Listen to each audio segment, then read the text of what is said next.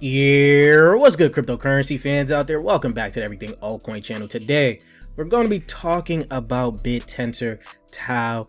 I've been meaning to make this video for a while now. Of course, everyone and their mom's been talking about Bittensor for a while now, just because a lot of things have happened. But today, I'm going to be talking about it, and then we're going to have a future video where it's going to be Bittensor versus NEAR, because that's also a big conversation here. Now, I'm not a part of the camp that's going to be shilling you Bittensor or NEAR.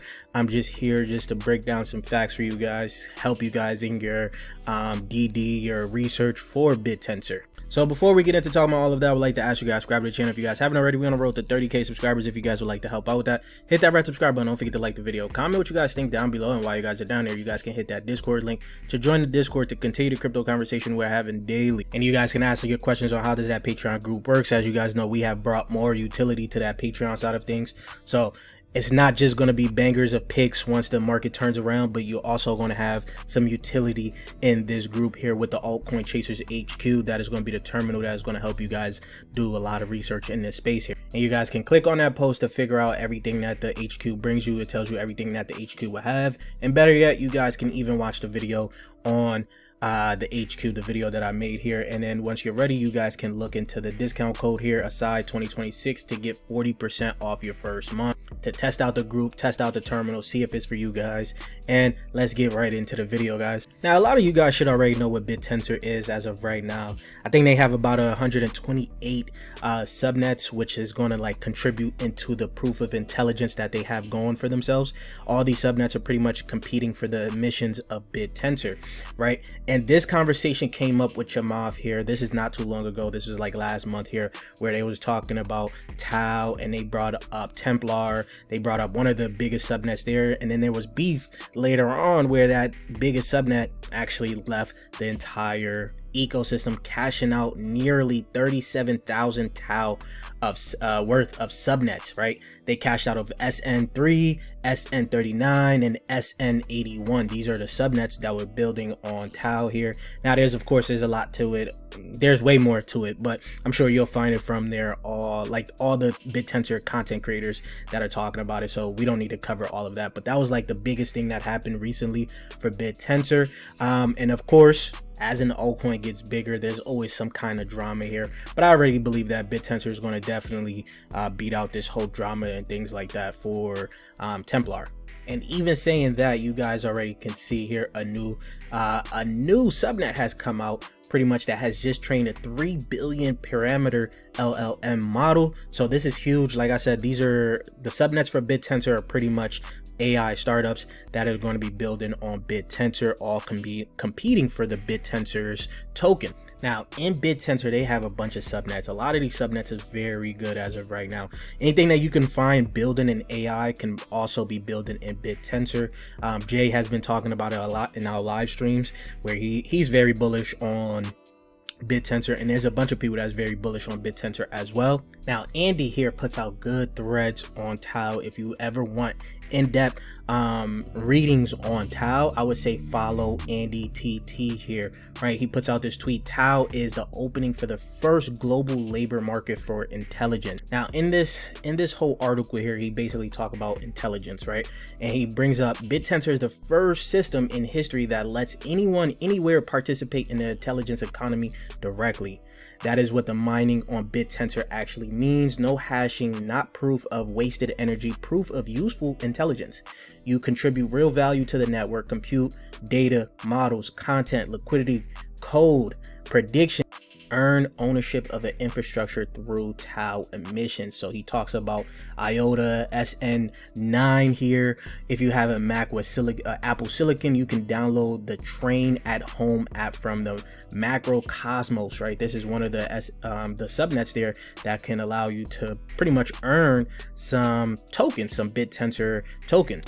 Then he talks about Bitcast, which is SN93. That's the subnet that pays you in TAO for producing content, which is basically focused on turning attention into something measurable and valuable, right? So in pretty much in simple terms, Bitcast connects content, attention, and incentives. It allows brands to pay for real distribution and impact, not just views.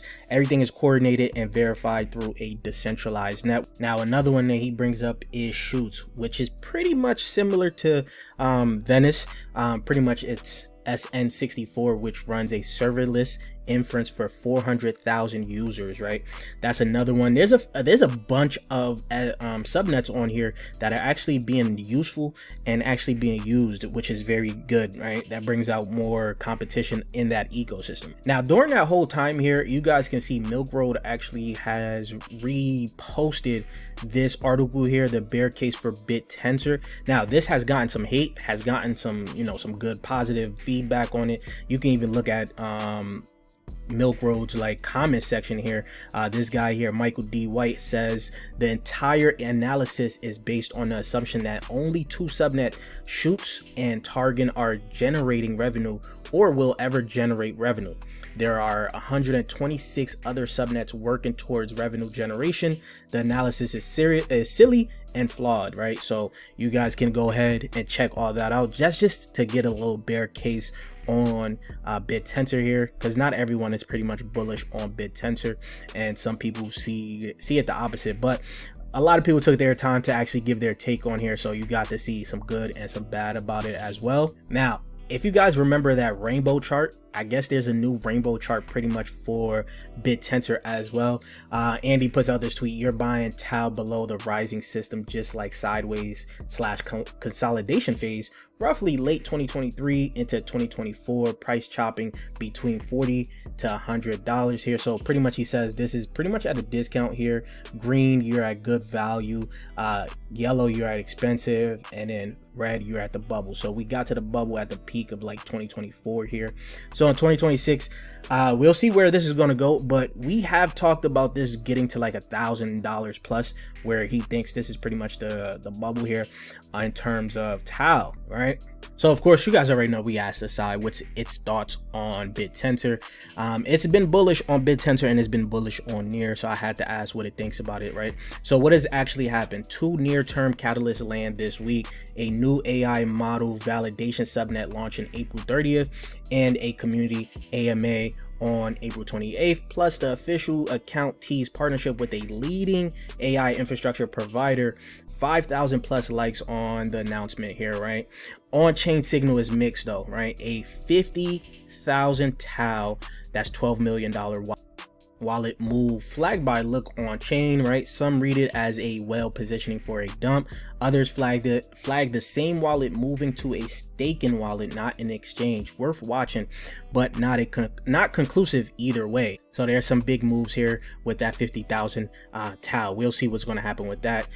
Of course, Asai brings up the tokenomics gap. Of course, we did train Asai to learn more about tokenomics here, just to make sure it knows the inflation and things like that. But it talks about the tokenomics here, and it does mention that TAO has that Bitcoin like tokenomics. We all know that by now. Essentially, what it is thinking is that we're going to have to read this here. The halving is coming every 4 years. Issuance gets cut in half. The floor that makes TAO BTC like long term, right? But right now you're in a part of the cycle where the supply growth outpaces the scarcity burn, right?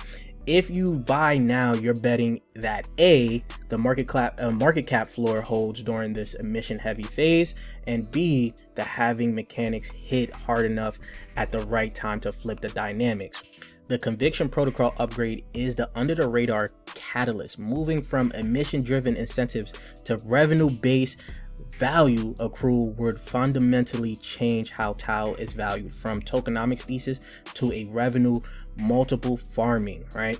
That re-rates to infrastructure equity territory and not speculation territory. So the bull case for TAO is that Bittensor is the only decentralized AI project with a real product, subnets running in production, validators earning yield, miners doing actual work. It's not white paper, it's not a roadmap, it's a live infrastructure. PwC France's involvement on Subnet 44 is an enterprise validation that matters. Now, a Big Four accounting firm doesn't touch a crypto project for optics.